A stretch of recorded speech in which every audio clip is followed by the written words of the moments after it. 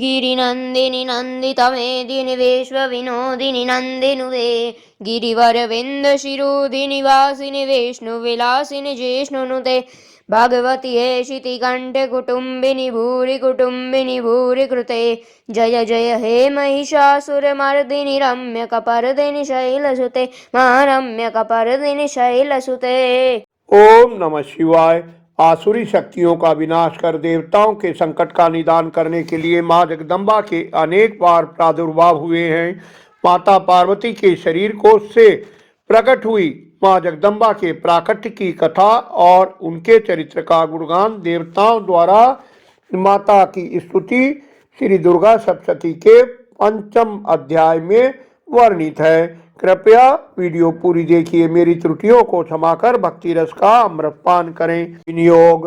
ओम इस उत्तर चरित्र के रुद्र ऋषि हैं, महासरस्वती देवता हैं, अनुष्टुप छंद हैं, भीमा शक्ति हैं, ब्राह्मणी बीज हैं, सूर्य तत्व हैं और सामवेद स्वरूप हैं। महासरस्वती की प्रसन्नता के लिए उत्तर चरित्र के पाठ में इसका विनियोग किया जाता है। ध्यान। जो अपने कर कमलों में घंटा, शूल, हल, शंख, मूसल, चक्र, धनुष और बाण धारण करती हैं, शरद ऋतु के शोभा संपन्न चंद्रमा के समान जिनकी मनोहर कांति है, जो तीनों लोकों की आधारभूता और शुंभ आदि दैत्यों का नाश करने वाली हैं तथा गौरी के शरीर से जिनका प्राकट्य हुआ है, उन महासरस्वती देवी का मैं निरंतर भजन करता हूँ। ऋषि कहते हैं, पूर्व काल में शुंभ और निशुंभ नाम के असुरों ने अपने बल के घमंड में होकर देवराज इंद्र से तीनों लोकों का राज्य और यज्ञ भाग छीन लिए। वे दोनों ही सूर्य, चंद्रमा, कुबेर, यम और वरुण के अधिकार का उपयोग करने लगे, वायु वाग्नि का कार्य भी करने लगे। उन असुरों से तिरस्कृत देवताओं ने अपराजिता देवी का स्मरण किया, जिन्होंने ये वर दिया था कि आपत्ति काल में स्मरण करने पर मैं तुम्हारी सब आपत्तियों का तत्काल नाश कर दूंगी। देवता हिमालय पर गए और भगवती विष्णु माया की स्तुति करने लगे। देवता बोले, देवी को नमस्कार है, महादेवी शिवा को सर्वदा नमस्कार है, प्रकृति एवं भद्रा को प्रणाम है। हम नियम पूर्वक जगदम्बा का नमस्कार करते हैं। रुद्रा को नमस्कार है, नित्या, गौरी एवं धात्री को बारंबार नमस्कार है, ज्योत्सनामयी, चंद्र रूपिणी एवं सुख स्वरूपा देवी को नमस्कार है, शरणागतों का कल्याण करने वाली वृद्धि एवं सिद्धि रूपा देवी को हम बारंबार नमस्कार करते हैं। नैरृति यानी शिव पत्नी स्वरूपा आप बार बार नमस्कार है। दुर्गा, दुर्गपारा यानी दुर्गम संकट से पार उतारने वाली, सारा यानी सबकी सारभूता, सर्वकारिणी, ख्याति, कृष्णा और धूम्रा देवी को सर्वदा नमस्कार है। अत्यंत सौम्य एवं अत्यंत रौद्र रूप देवी को हम नमस्कार करते हैं, उन्हें हमारा बारंबार प्रणाम है। जगत की आधारभूता कृति देवी को बारंबार नमस्कार है। जो देवी सब प्राणियों में विष्णु माया कही जाती है, उनको नमस्कार है, उनको नमस्कार है, उनको बारंबार नमस्कार है। जो देवी सब प्राणियों में चेतना कहलाती हैं, उनको नमस्कार है, उनको नमस्कार है, उनको बारंबार नमस्कार है। जो देवी सब प्राणियों में क्षुधा रूप में स्थित है, उनको नमस्कार है, उनको नमस्कार है, उनको बारंबार नमस्कार है। जो देवी सब प्राणियों में बुद्धि रूप में स्थित है, जो देवी सब प्राणियों में निद्रा रूप में स्थित है, उनको नमस्कार है, उनको नमस्कार है, उनको बारंबार नमस्कार है। जो देवी सब प्राणियों में छाया रूप में स्थित हैं, जो सब प्राणियों में शक्ति रूप में स्थित हैं, उनको नमस्कार है, उनको नमस्कार है, उनको बारंबार नमस्कार है। जो देवी सब प्राणियों में तृष्णा रूप में स्थित हैं, जो देवी सब प्राणियों में शांति अर्थात क्षमा रूप में स्थित हैं, उनको नमस्कार है, उनको नमस्कार है, उनको बारंबार नमस्कार है। जो देवी सब प्राणियों में जाति रूप में स्थित है, जो देवी सब प्राणियों में लज्जा रूप में स्थित है, उनको नमस्कार है, उनको नमस्कार है, उनको बारंबार नमस्कार है। जो देवी सब प्राणियों में शांति रूप में स्थित हैं, श्रद्धा रूप में स्थित हैं, कांति रूप में स्थित है, उनको नमस्कार है, उनको नमस्कार है, उनको बारंबार नमस्कार है। जो देवी सब प्राणियों में लक्ष्मी रूप में स्थित है, वृत्ति रूप में स्थित है, सब प्राणियों में स्मृति रूप से स्थित है, जो सब प्राणियों में दया रूप में स्थित है, उनको नमस्कार है, उनको नमस्कार है, उनको बारंबार नमस्कार है। जो देवी सब प्राणियों में दया रूप में स्थित है, माता रूप में स्थित है, जो सब प्राणियों में भ्रांति रूप में स्थित है, उनको नमस्कार है, उनको नमस्कार है, बारंबार नमस्कार है। जो जीवों में इंद्रियों वर्ग की अधिष्ठात्री देवी एवं सब प्राणियों में सदा व्याप्त रहने वाली व्याप्ति देवी को बारंबार नमस्कार है। जो देवी चैतन्य रूप से इस संपूर्ण जगत को व्याप्त करके स्थित है, उनको नमस्कार है, उनको नमस्कार है, उनको बारंबार नमस्कार है। पूर्व काल में आपने अभिष्ट की प्राप्ति होने से देवताओं ने जिनकी स्तुति की थी तथा देवराज इंद्र ने जिनका बहुत दिनों तक सेवन किया, वह कल्याण की साधन भूता ईश्वरी हमारा कल्याण करे और मंगल करें तथा सारी आपत्तियों का नाश कर डालें। उद्दंड दैत्यों से सताए हुए हम सभी देवता जिन परमेश्वरी को इस समय नमस्कार करते हैं तथा जो भक्ति से विनम्र पुरुषों द्वारा स्मरण किए जाने पर तत्काल ही संपूर्ण विपत्तियों का नाश कर देती हैं, जो वे जगदम्बा हमारा संकट दूर करें। ऋषि कहते हैं, राजन, इस प्रकार जब देवता स्तुति कर रहे थे उस समय पार्वती देवी गंगा जी के जल में स्नान करने के लिए वहां आई।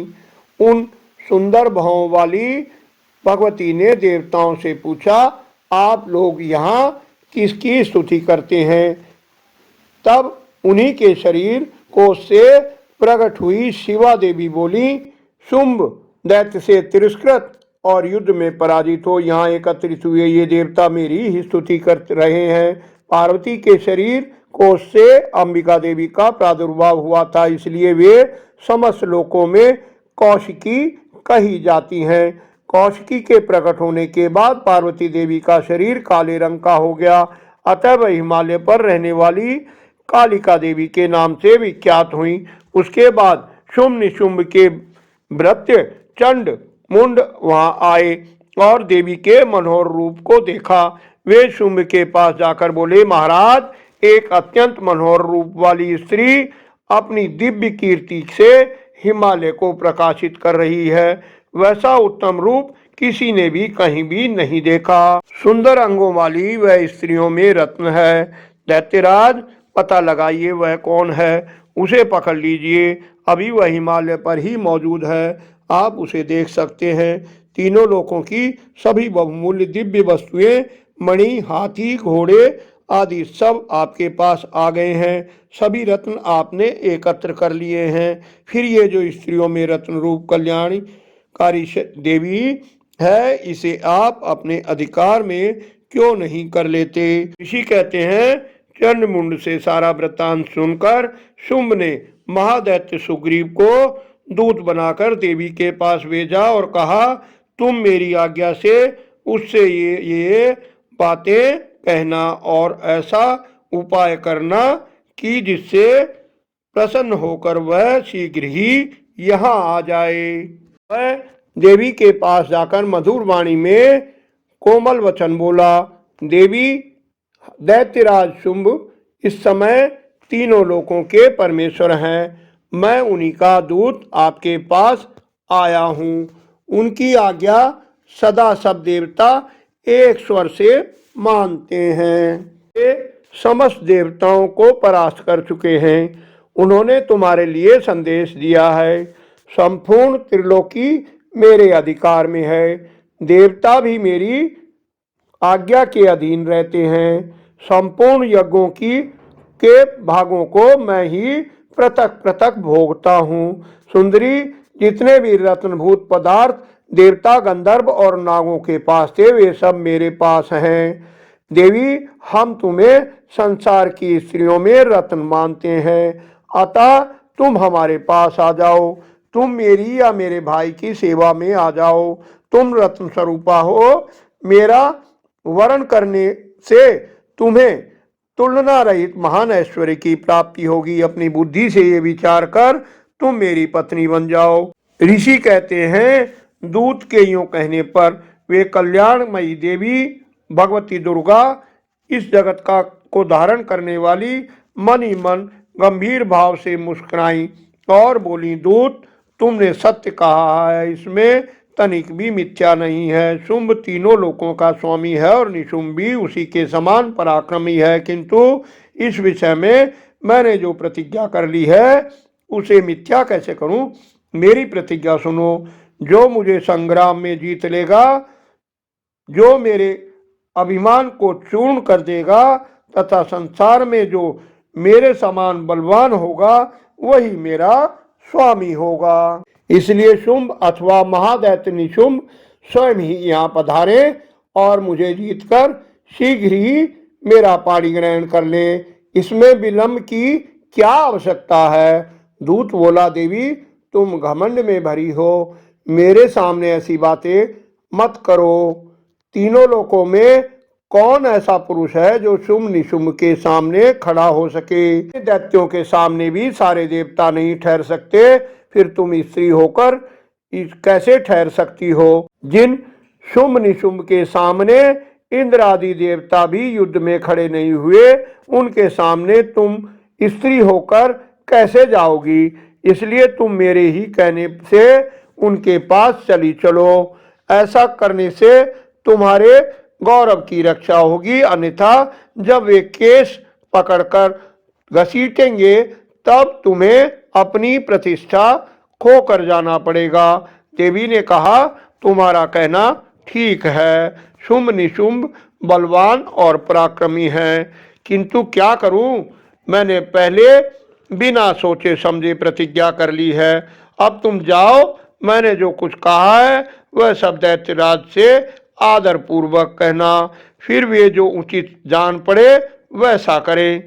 प्रिय भक्तगण, इसके आगे की कथा कल के वीडियो में अवश्य देखिए।